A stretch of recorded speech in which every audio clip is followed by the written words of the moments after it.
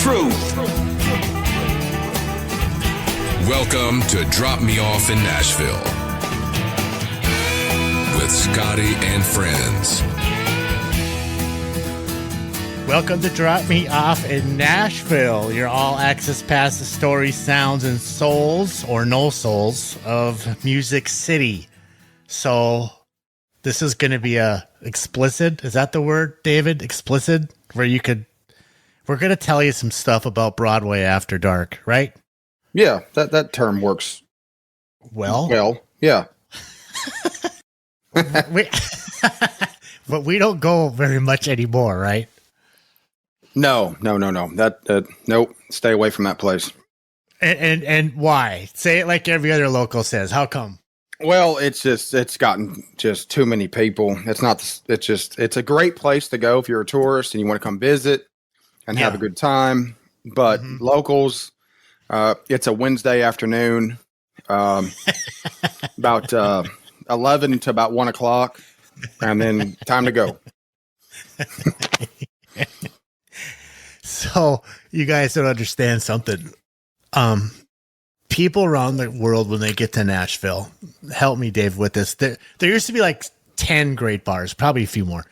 And then it was 20 great bars. And now it's 50 great bars with 3 floors and nonsense 24/7, right? 100%. 100%. Your favorite artist, if they have a bar down there already, or they're about ready to get a bar down there. I mean, everybody is getting a place in that. Even John Daly, the golfer, just opened up a bar there. Yeah, which I don't understand. I can't make sense of that. I'm trying to, but just capitalize on the market at the time, I guess. That's what they're all doing. But you think about, remember the days when we would go into the big purple honky-tonk Tootsies? There was only 2 floors, and we'd walk in there, and Collier or John Stone or Anthony Oreo or somebody was playing, and the place was just packed. I remember very little. Very little. There's a lot more that I should remember that I just don't. So here's the thing, you guys. Like I said, people from all over the world, David, correct me whenever I'm wrong. They get to Nashville, they go to their hotel, they get checked in, they're excited, they got their boots on or their stilettos on, whatever they're going to wear, and they walk down to Broadway and their eyes pop out of their head, and then it's a drink, and then it's a shot, and then it's meeting people, and then it's fun, and then the tip jug comes, and then your favorite song, and then wait a minute, that's just bar number 1. We haven't even got to bar number 2 yet, right? That's right. Yeah. It's funny when the artist goes, who's our virgins? And half of the bar, 3/4 of the bar raise their hands because they've never been to Nashville. And they're always like, well, they're all going to be hungover tomorrow. Yes, absolutely. And not remember half of what they're doing that night. Remember before, you could buy a beer for an artist, for a Collier or John, to bring it up on stage, and they would drink it. And today, I bet those guys don't accept anything because everybody and their brother seems like some bullshit's going on with somebody being roofied or whatever that goofy crap is that they put in people's drink, the sick bastards. I don't get it. Yeah, there's a lot of that going on now. I mean, it's everywhere, but Nashville's experiencing it a little bit too. I just saw it on just not long ago. Drinks being spiked, and it's crazy. I don't understand it. I don't know why, what the purpose is.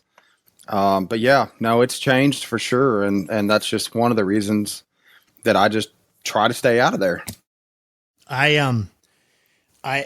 When this was pretty hot and heavy on the news, there's this company called Nightcap. Here's a free advertising, Nightcap. You're welcome, but it means it's important what you guys did. They made this product that it looks like a hair squishy, like a girl would put in their hair or to hold her hair up. You know, Dave, you know what I mean? Like they put it in their hair. So, or you could take it off and put it on your wrist. Well, that same thing you could put on over the top of your drink, and it covers your drink so you can't get spiked. Ah, brilliant. And I bought 10 of them. And I'll put them in my gift bag. So if an artist comes in and I interview him on the podcast, when they get to their shows, they could throw them out to the fans or whatever they want to do, whatever they want to do. But I'm so sick and tired of the crap in the world when somebody just wants to have a good time and they have to worry about something getting put in their drink. I mean, you're a sick bastard. I mean, you deserve life in prison for something like that, right? Absolutely. I agree. And it shouldn't be like that. And that's a great idea, by the way. I don't know that I've seen exactly that one, but it shouldn't be that way. You should be able to go down to Broadway's a great place. Don't get me wrong. I say I try to stay out of there, but that's just me personally because I live here. Mm-hmm. But if you're a tourist and you want to come and visit, it's a beautiful place, beautiful city. It's safe, and there's a lot of fun to be had. But we shouldn't have to worry about those things, about getting your drink spiked and not waking up, or remembering anything, or waking up where you shouldn't belong. But that's unfortunate in the times that we're in. But yeah, it's very sad. Or Morgan Wallen throwing a chair off the roof. What an idiot. Yeah. If that wasn't a publicity stunt for the new opening of Eric Church's Chiefs bar, I don't know what was. Well, you know what they did? They took that chair that he threw off the roof there, and they framed it.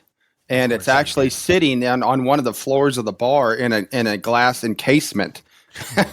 So you can see the actual chair that almost landed on two police officers standing on the road. Yeah. Proud moment. Give me a break. Come on. Yeah. Well, now you got to look up. Well, and then there's, like David said, Nashville is a wonderful city. It's always been a wonderful city. And for the majority of everything, it is good. And you will have a fantastic time. But like anything, if you're going to drink, stay with your friends, be smart.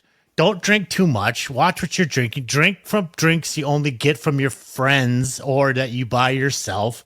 When you do order it, don't go up to the bartender and turn around and talk to your friends while somebody's making your drink. It doesn't mean that the bartender is crooked or disgusting, but just be smart. I mean, it's a big metropolitan area, and the bigger it's gotten, more nonsense just automatically gravitates to a bigger area. That's just what it is, right?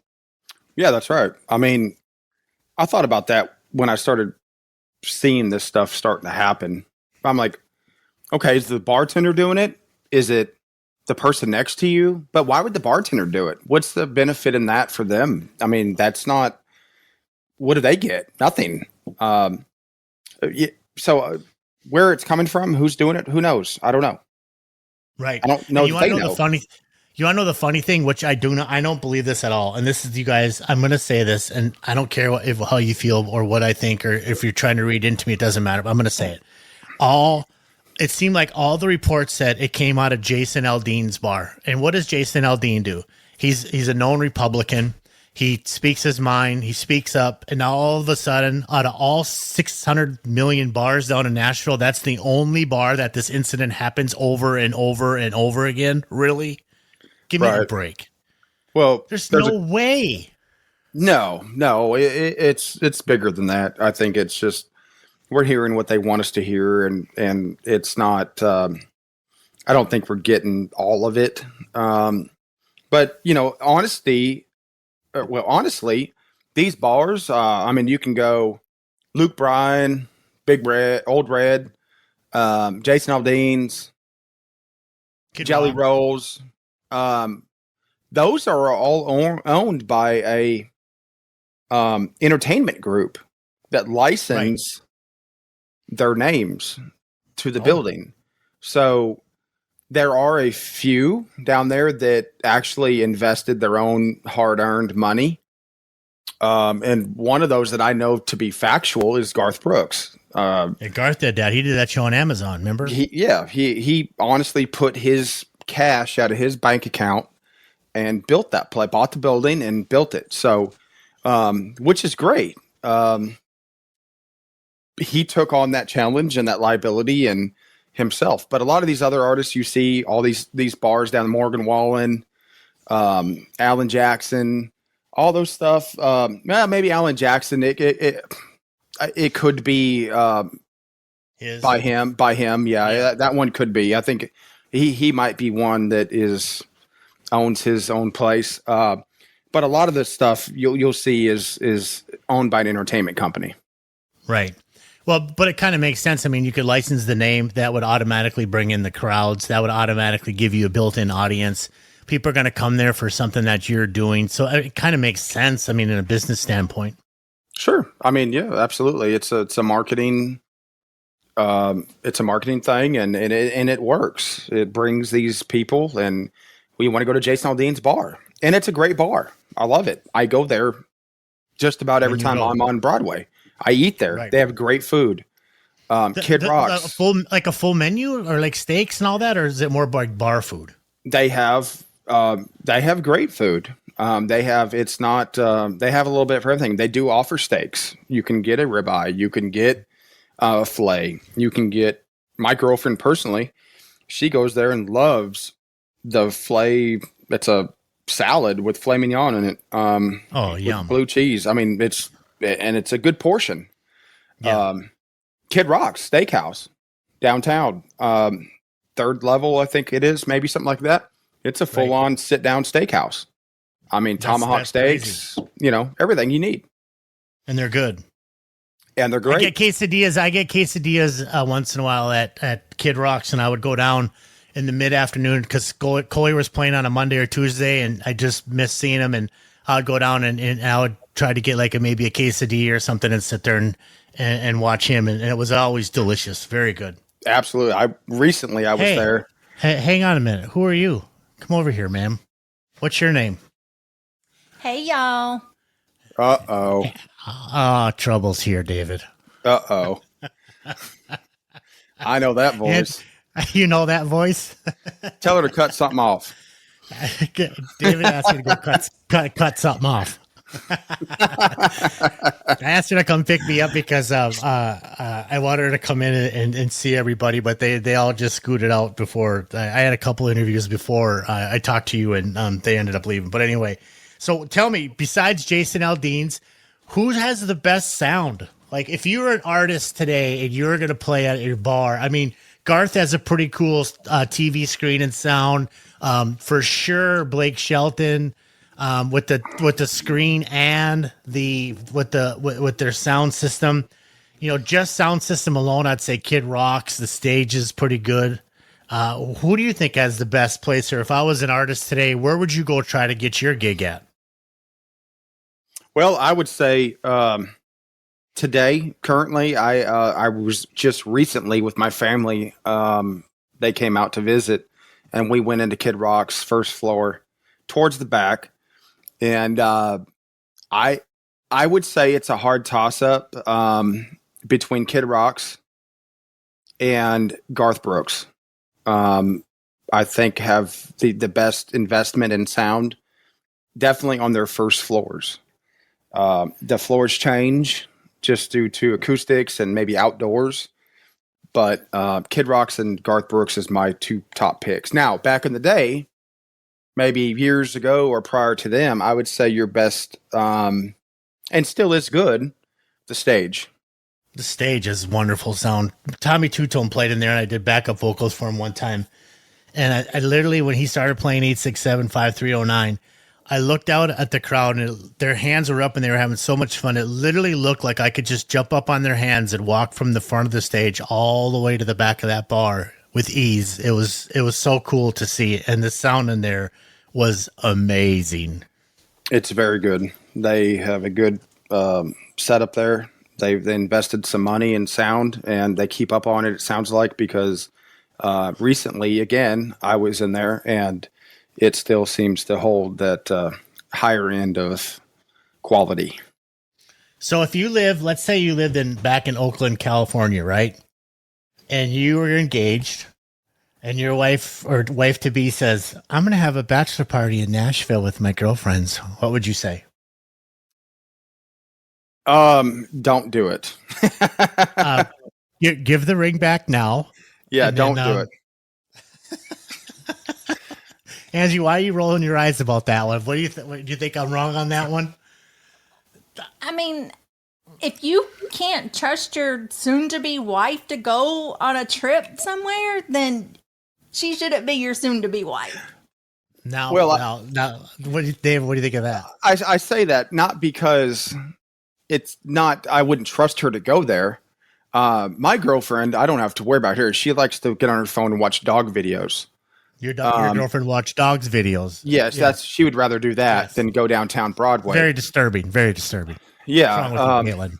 So, but what I say is because you and 150 other bachelorette parties are going to be downtown, and it took away it's not special anymore. It's not special. It's so busy. You can't move around because most of them come on the weekends and they go Friday, Saturday night.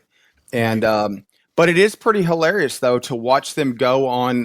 One day I was down there, or just recently it was raining and they were on this bus. There was like 6 of them and it was raining and they were sitting there on a bench playing music in a bus that was going down Broadway. And they looked like they were all on their phones. They were having a great time.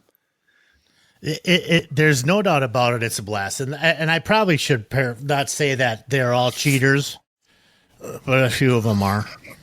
Oh, we're gonna go that direction. Okay. Well, I know we're not going that direction, but I'm just saying I've seen it in action. It's not good, and you think, what the hell is this all about? You know, what's wrong with you? But the lead singer at 2:00 in the morning, 9 times out of 10, if you're still there drinking, you're probably with him. Well, yes, absolutely. Yeah. It's sad, but true. I know exactly what you're talking about, and I've seen it myself. And yeah, that is sad because it does happen. It happens a lot, actually. I was thinking more along the lines of your bachelorette party in Nashville. I think there's better, more meaningful places to go to have fun for less and be able to enjoy it more. But yes, you get that other side of it, that there's a lot of bad things that happen. Yeah. Downtown Broadway. The only thing, open after 2 a.m. is legs and emergency doors, right? Yes. And the Davidson County Jail. And the Davidson County Jail. Because they have no problem bringing your hind into jail. No. And when they do, you're going to sit there for a minimum of 8 hours. Yeah, ask Morgan Wallen. Ask Morgan Wallen how that works out for you. Yeah. So exactly. when you're down in Nashville and all this stuff is going on constantly, night after night after night. I mean, it doesn't matter if it's Monday afternoon or if it's Saturday night at 7:00. The place is jam packed all the time. What is a tip jug and how does this all thing work? Like, if I was coming to town and you walk into these bars and everything has a tip jug, what is that? What is that all about?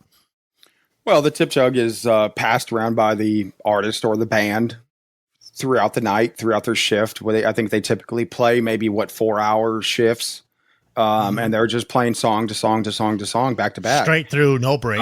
No, I mean you're today big country artists. I don't know, Kenny Chesney, Jason Aldean, any of those big guys, Luke Combs. They play an hour and 45 minutes, 2 hours, and they've sang 20 songs, maybe something like that. Right. But these guys that are doing this down there, they're playing 4 hours. And with very little break, and they're trying to earn your tips because that's how they make a living. So the band is basically paid off of what comes in that tip jug. And there's a lot of very talented people down there that play great music. So it's yes, they strive on tips. And when they pass that tip jug around, you show your appreciation and throw some money in there for them because that's how they feed their families. Yeah, if you think about it, 9 times out of 10, or I can almost say 10 out of 10, it's very seldom in any bar downtown Broadway from 5th down to 1st or 2nd, I should say, is there a cover charge, right? I mean, I don't think there's a cover anywhere on Broadway down there, is there? I mean, no, other shows where it's ticketed events, I mean, I get that on the outskirts of Broadway, but on Broadway itself where the tourists are, I don't think there's a cover anywhere. No, I've never seen one on Broadway itself. You'll get some of those clubs and bars on 2nd Avenue that will charge cover charges and stuff to get into that are kind of off the beaten path a little bit, but never on Broadway unless it's a special event like New Year's, where you're going to watch the fireworks show or 4th of July. Those bars will charge to get into Obviously. But you almost have to, because there's, 100,000 people down on Broadway watching the fireworks show or the New Year's Eve show. And if you could get into an establishment that's going to charge you $50 or whatever to give you a decent seat, and you're not going to get mauled over on the street, I mean, it might be worth it, right? Yeah, absolutely. I would say that, definitely. Especially for the tourists that are coming in out of town that don't see it every day or can't see it every day because they don't live here. Absolutely. It's a great time. I've been down there one time. Me too. On a major event holiday, and it was a great time. Yes. Lots and lots, hundreds and hundreds of thousands of people to navigate through. But other than that, it's an experience. Yes, definitely try it out if you have not tried it. You know what? Honestly, at this point, I would definitely not park down there in one of those big events. If you guys go, and when you do go, you do need to go. Like David said, it is a one-off, and you probably won't do it again. Maybe you will. Who knows? But park somewhere out of town, take an Uber in for $15, and then get off, and then, walk out of town a little bit, and then take the Uber back. Because to try to park when those major events go on, like 4th of July, CMA Fest, New Year's Eve, there's so many people. It's just nuts. Absolutely. I think I heard 4th of July this year, I guess. There was 350,000 people downtown. I would love to have, if I was an artist, I would be like, play me from like 2 to 6 or 6 to 10. I don't want to do 10 to 2 because everybody's wham-basted drunk. I don't need that mess. You know what I mean? I want them then they're a little bit sober or a little bit tipsy where they're going to reach in their pockets because they're having such a good time. I mean, if it was me, those would be the shifts that I would definitely want to play. Absolutely. Absolutely. Especially on the main floor, because you get the windows open or something and you're going down there and all of a sudden you're like, oh, I love that song. And you go in, now you got them. Now you just got to keep them in that bar. And I think at this point, those bar owners and general managers down there know exactly who those people need to be at the exact times to get those people in those bars. Absolutely. Yep. I mean, 100%. You're going to put a John Collier, a John Stone or a Scott Collier, Anthony Oriole. You're going to put those people like that on those stages at those times because you know what's going to happen. They're going to bring in, if there's 300,000 on the street, you're going to bring in 3,000 because you can't fit 3,001 into your bar because those people are playing.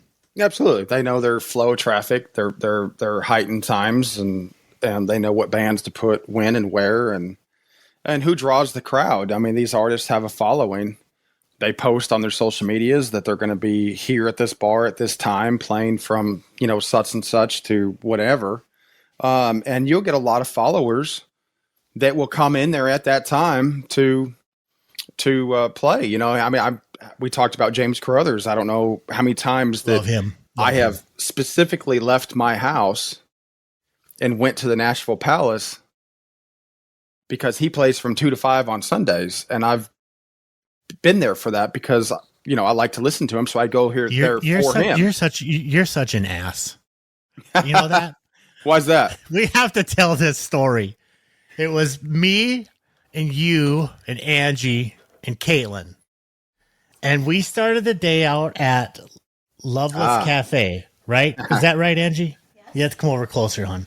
It was Loveless Café, right? Yes. Okay. We went there for breakfast. We wanted to show Kaitlyn because I don't think she's right. Yeah, she'd never been there. We went there for breakfast, not knowing that they had served drinks. At the Loveless.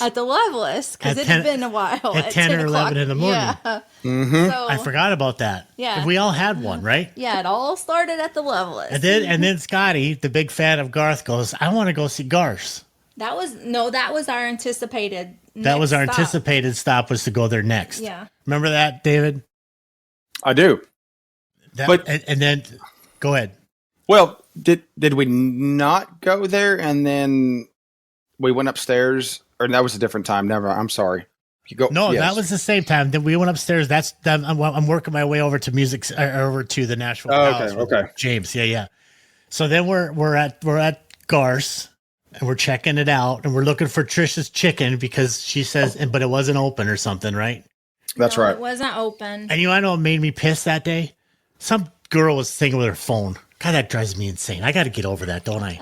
No. Dave, well, does that drive you nuts when they sing with their phone? I mean, yeah, it does drive me nuts, and you shouldn't get over it because an establishment as Garth Brooks, that should not be allowed.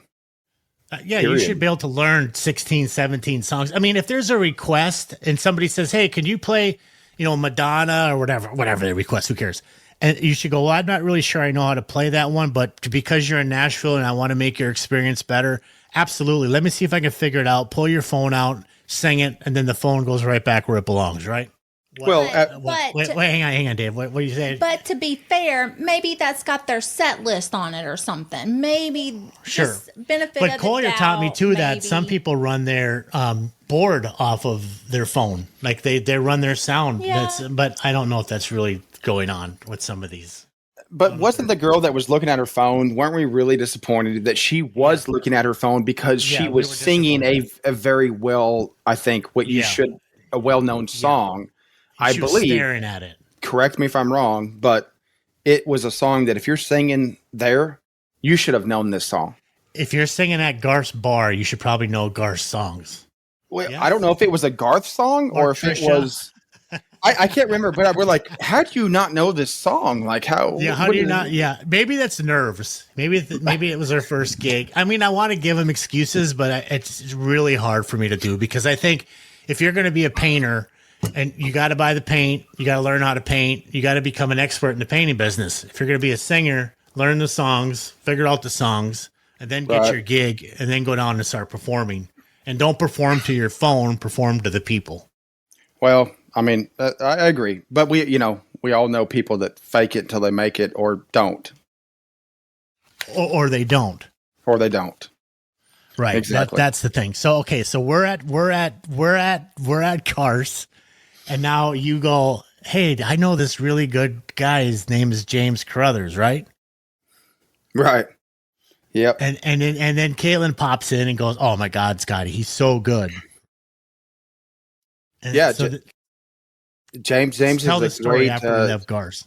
Well, we're like, okay, well, Scotty, come on, we got to go over here. You're going to love this person because you like the same type of music I like, and it's like a traditional country style music that's going to be your Hanks, Waylons, Merle type of music, older country, 90s, early 2000s. And the man just does it justice. He does great. And he actually has a lot of his own songs out, records. And I knew you would like it. And I said, well, come on, we got to go. We got to go over here and do this. And you got to check this guy out. I think he had a 2-piece. It was just him and another guy.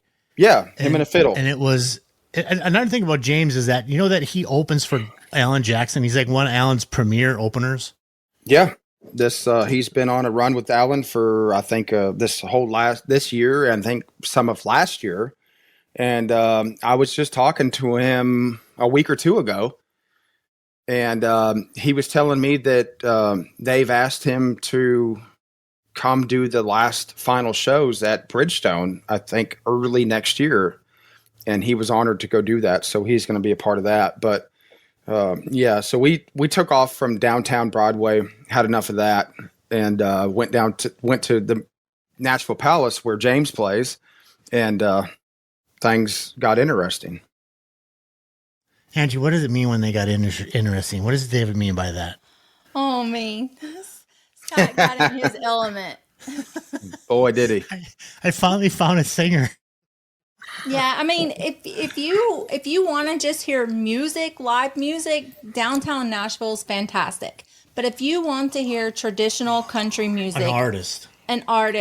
Well, I mean, I mean, James Crothers is an artist, yes. But if you want to hear traditional country music, then you're going to have to go on the outskirts of town to Music Valley. Over to the Valley, yeah. Yes. Music Bar and Grill, the Palace, all those over there have everything. So the four of us pile in at about 2:00 in the afternoon.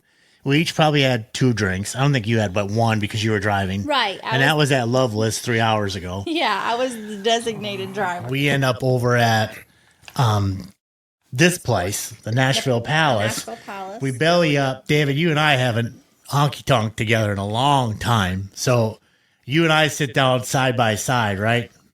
Yes, we went up there and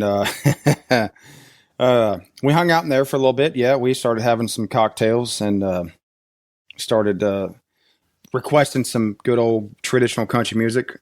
And then we go throwing $20 bills in his tip jug like it's going out of style. Yeah, and then we decided. I think we went next door, didn't we? We missed that segment. We just did. So, but to me, if you're going to play that good and you're that talented, I now appreciate the hell out of you. And you're going to get $20 a song from me because I just think, thank you for learning your craft. Thank you for keeping traditional country music alive. And thank you for being so kind, considering you're the guy that's handpicked to open for Alan Jackson. You're a cool human being, James Crothers, right? Absolutely. Yes, he's great. David, what did you think after when we got there, how that afternoon was going to go down? Because to me, I knew right away it was going to get pretty ugly. Well, it was it was unexpected. It was a great time. And then it got better as the evening went on because we did our, listening of James Crothers and enjoyed that. And then we went next door. We did a little gift shopping for some things. At Willie's place. Yep. And Scott's wife had a great idea. Probably, still tops the list today. We're going to get some. But hang on. We went to Willie's Museum, right, which was just 10 feet away, went in there, shopped, left there. Then we went into Cooters, which is the Dukes of Hazzard's place, right? That's right. And I'm excited because I'm thinking I'm hopping in Daisy Duke's Jeep and you guys had other plans. So how did this all go down, you two? That is all in his feels. I didn't have anything to do with it. It was solely Angie. Angie did it all. Yep. Tell the people what you two did to me. I was trying to remove myself, but I don't think she's going with it. No, she's not buying it. You should see her facial expression. No, I'm innocent. I'm innocent in all of this. Well, if we're both innocent, then how did it happen, Angie? I'm excited to show number one, Kaitlyn, the Dukes of Hazzard place. Because she didn't know about the Dukes of Hazzard, did she? No, and she didn't know all the cars are in there, and you could take pictures in them, and they had all this memorabilia, and then you could whatever. So I'm busy running around like a kid in a candy store. Like I said, I'm ready to hop in Daisy Duke's Jeep. And you did. And you did. But what happened? What'd you two end up doing? We went towards the front of the. We found a few stickers at the checkout counter. Yeah. Unplanned. It was right there on the counter. We were checking out, and we both looked at each other. We saw some stuff, and we're like, I think we should purchase a couple of these items. Angie, is that how that went down? Mm-hmm. Okay. Exactly. Angie's lying to me right now. Okay, then go on. No, that's pretty much what it was. Yeah, but you're right. Kaitlyn didn't even know who Cooter was and the Dukes of Hazzard and all that stuff. So that was a whole nother situation. But I was in the back, and I come up to the front, and I'm apologizing to the people that are running that place, saying I didn't know that I had to pay to hop in the truck. I'll pay you money now, and they're like, no, you had a good time. Don't worry about it. They were very sweet. You were so happy you were about to drive away in that thing. I'm sorry. You were so happy you were about to drive away in that thing. I had such a good afternoon. I got to go to the Loveless, which is my favorite breakfast place. I got to go to Garth, which was one of my favorite artists. I got to finally hang out in there. And then to go listen to traditional country music by a guy who honored it and can sing it well. I'm in my heaven. Yeah. Now we're going over to the Dukes of Hazzard's place. It's kind of cool, right? You were all up in your feels, and I had enough. Yeah, everybody's had enough, and then where am I? I go back over to the Palace because I want to hear more music, and I just left you guys. Where's Scott? Yeah, so we find you. We're getting ready to leave. We find you back up at the bar at the Nashville Palace, and I'm like, well, I better go in there and get him because I got to get him out of there. Well, then I went up there and sat with you, and I think we had another drink. Yeah. You didn't come to get me. I couldn't let you drink by yourself. See, that's my friend. Yeah, you'd already ordered another drink. And He did. The lady was in there singing, and she was singing Patsy Cline. Because I asked her to. And Scott just had big old tears in his eyes, and he's like, oh, this just reminds me of my mama and my daddy, and when I was a little boy, and we can't leave right now. And I'm like, I'm coming up with excuses so we can listen to this. I paid her to play Patsy. baby, I was ready to go. So we finally got David in the truck, and we started heading home, right? Then where do Yeah. then where do we go? Then where did we go, Angie? Before Taco home. Bell. Yeah, we made a pit stop at the Taco Bell in Old Hendersonville. They probably still remember us. We grabbed the whole box Hot of sauce. we got the whole box of hot sauce. We ordered And we- everything on the menu. Everything. Yes, times 2. I think it was like $130. You can get everything on the Taco Bell menu for like $130. And it comes with And I told the guy behind the counter, I said, if you come drink with me, I'll pay you. You can quit your job right now. That son of a bitch jumped the counter. he was ready. He was leaving with us. Headed over to Chili's because they had 2-for-1s. When you buy the whole What's wrong menu with at you, Taco David? Bell, you get a full brown box of hot sauce included. I Because told Scott to stay in the car. Just Kaitlyn and David was going to go in and order the food, and he wouldn't. well, Yeah, then, but I eventually got sent to the car, so I went and sat there. Then I started making videos for everybody. yeah, Oh, yeah.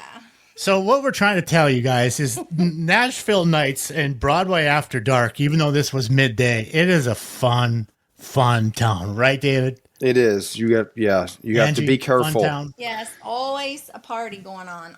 Always, somewhere. Well, there's live Yeah, music on we- Broadway from 10 a.m. to it starts at 10 a.m. any day of the week to 3 a.m. It doesn't stop. And each one of those floors, each one of those bars, all have to have an entertainer on it. So there's plenty of room for everybody when you come to town to find a home. Just try to learn your music, you guys, and you're going to have a great time. You're going to have these stupid stories that we just shared. It's a memory of ours. We had a great time, right, Ange? We did. And let's not forget what we bought at Cooter. I'm trying to get away from that. No, we're not getting away from that. Scotty, go ahead and tell No. us what it said. Oh, no, he won't. He didn't know it until he got up the next morning and went out to go to work and get in his van, and it said, I Well, love Cooter on the back. yeah. So Scotty had a van. It was called the Shaggin' What is Wagon. wrong with you two? I mean, seriously, what is wrong with you two? The Shaggin' Wagon. The Shaggin' Wagon. Good old trusty van. Yeah, and you put a big sticker on the back of my car that would not come off. And Yeah. When I sold it, I was happy to sell it with it. That said, "I love Cooter." Yeah, absolutely. Are you gonna pee your pants? When in Oh my Nashville God, Angie's Palace, laughing so hard. you, The you must Shaggin' Wagon with I love Cooter sticker on the back. when at the Dukes of Hazzard Don't store. laugh at that, David. David, do not laugh at that. You must get an I love Cooter sticker. I mean, it's You got you got it's a to. tradition. That's it. You have you to. guys to make me be the designated driver, and you guys be the Honky-tonkin'. ones having all the fun. And remember, David, she almost killed us when she went down the wrong way. Oh, she went the wrong way. Singing- Going to Taco Bell. Singing "Friends in Low Places" with Kaitlyn at the top of their lungs, and she's I going the wrong remember way and the that. one way, and she was the sober one. I remember that. I forgot. Well, I remember Good it now, grief. but I forgot about it. But yes, she did. Holy Absolutely. In the moly. middle of Hendersonville, went the wrong direction. You know what though? We always are responsible, and it's when you're with good friends. There's never drama. It's a lot of fun. And Broadway after dark. That's what this episode was about, you guys. You guys will have a blast in Nashville, Tennessee, right, David? Absolutely. Come visit. It's a great place to come. Angie, would we ever relive that memory? No. No, it's one and done, right? Yes. Shout out to Lane Gilliland. One and done, brother. My best friend back home used to say that. One and done, Scotty. One and done. One and done. And that was like 6 later. One and done. One and done. Yep. Yeah, one and done. Hey, David, thanks for coming on today. This was great, huh? Yeah, absolutely. It was an honor to be here. And any family out there, mom and dad, that I'm going to check the box that says explicit because we said some things that are on here, so we hope we didn't offend anybody. We try to always be very cautious of that and check the right box to say that if there's going to be some things that they don't need to hear. And if it did slip by you, please, it wasn't anything that we wanted to do. We try to always protect ourselves, but that's why we labeled this show Broadway After Dark, to kind of give the hint that it could be a little icky. So, but at the same time, it's a fantastic town. I hope I didn't offend any bachelorettes or brides or grooms, or I made a generalized statement, right? Absolutely. It's not.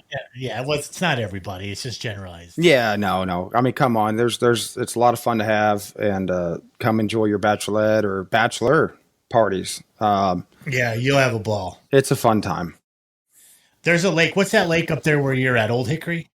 Yeah, I'm on Old Hickory Lake, and then there's another one just right outside Nashville, Percy Priest Lake, which is a great lake. Yeah, there's like, you could get on these tiki boats and stuff. There's plenty to do in Nashville where you can have a fantastic time. But anyway, you guys, David, thanks for coming on today. Not a problem. I'll be anytime.